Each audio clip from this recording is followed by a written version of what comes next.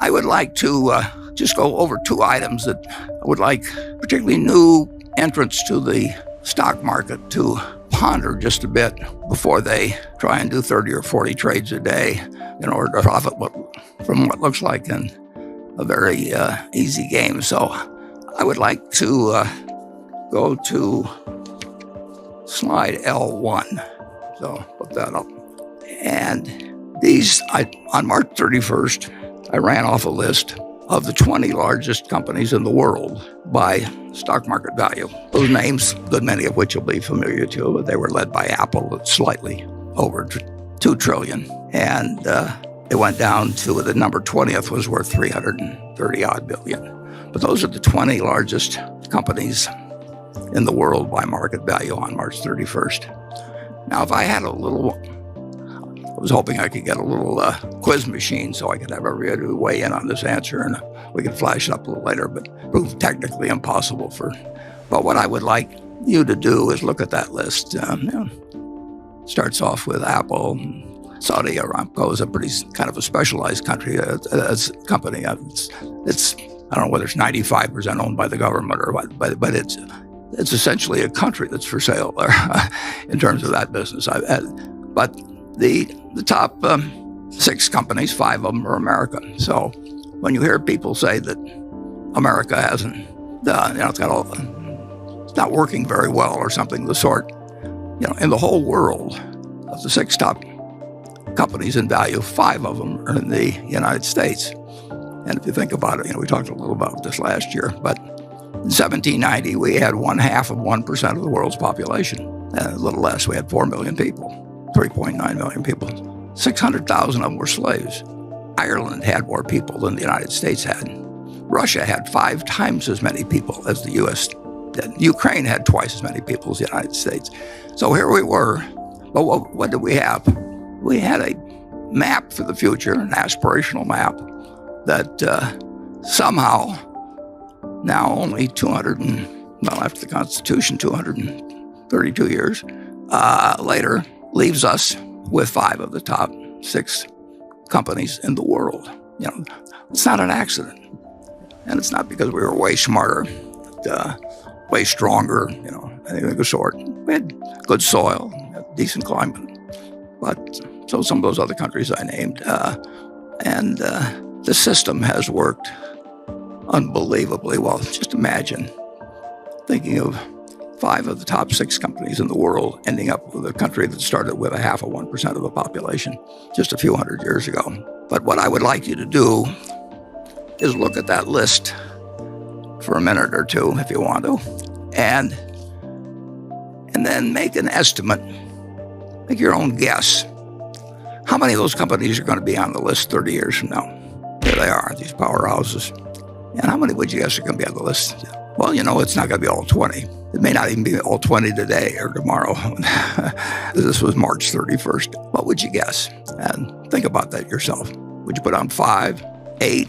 Well, whatever it would be, I would now invite you to look at slide 2, or L2, which goes back a little more than 30 years, and look at the top 20 from 1989. And if you look at the top 20 from 1989, there's 2 things that should grab your interest, at least 2.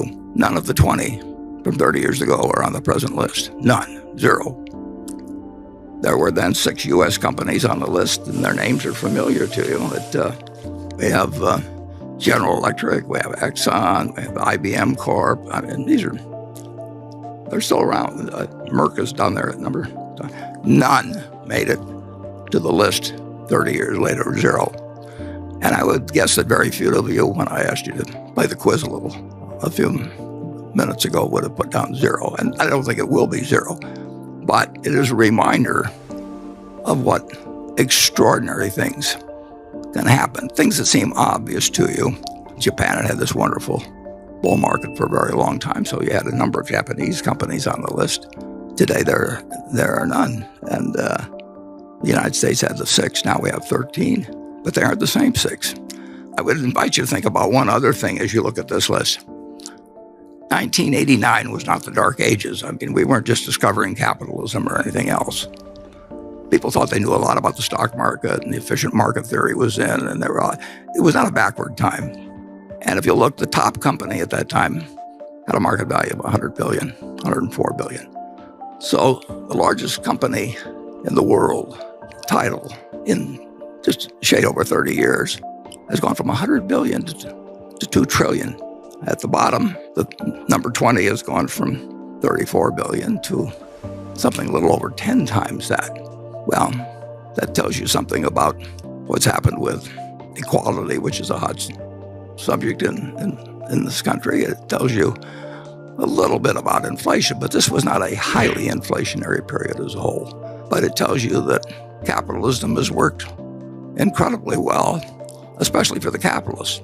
And it's a pretty astounding number. Do you think it could be repeated now, that 30 years from now, that you could take 2 trillion for Apple and multiply any company and come up with 30 times that for the leader?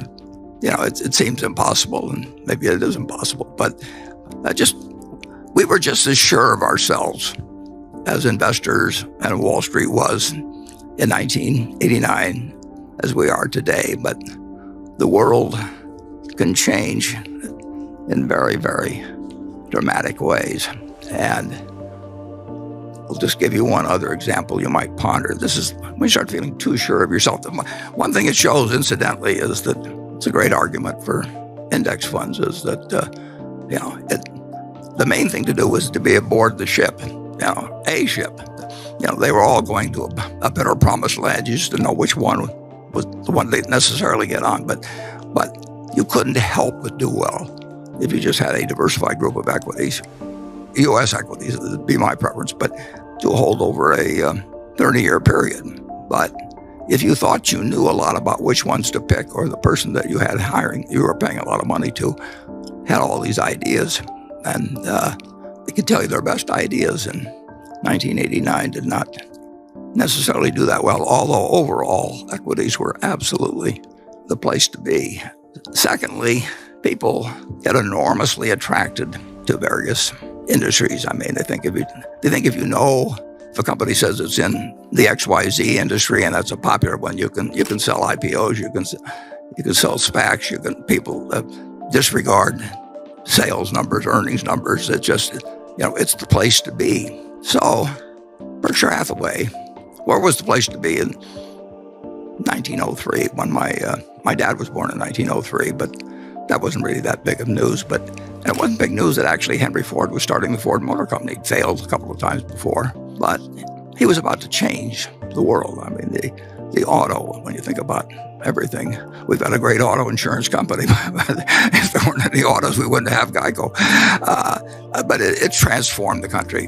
And Henry Ford brought in the $5 daily wage, and that was a huge thing. Assembly lines, everything, autos came along. So let's just assume that you had seen a quick glance back in 1903 of all the interstate highways, 290 million vehicles on the road in the United States, everything about it, and said, well, this is pretty easy.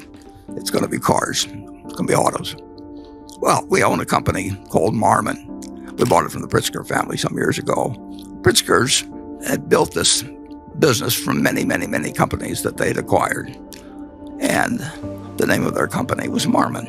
And I don't know exactly why Jay and Bob decided to name it Marmon, but they did own a company called Marmon. And the Marmon company had, getting slightly ahead of me on the slides again, but that's okay. We called they owned this company Marmon, which in 1911 had been the company whose car won the first Indianapolis 500. Maybe that's why they called it Marmon. They were proud of the fact that the company in 1911 won the first Indianapolis 500. It also was the company that invented the rearview mirror. I'm not sure whether that was a big contribution to society, and certainly around your household.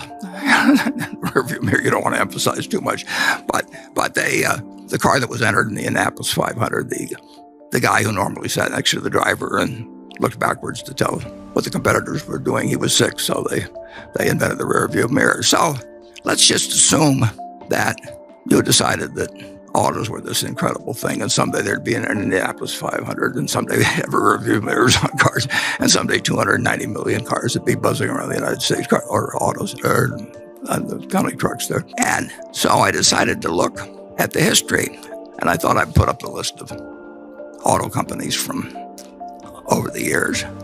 And I was originally going to put up just the ones that were the M's so I could get them on one slide. But when I went to the M's, it went on and on and on. So I just decided to put up the ones that started with MA. And as you can see, there were almost 40 companies that went into the auto business, just starting with MA, including our Marmon there in the middle column, and which lasted for quite a while.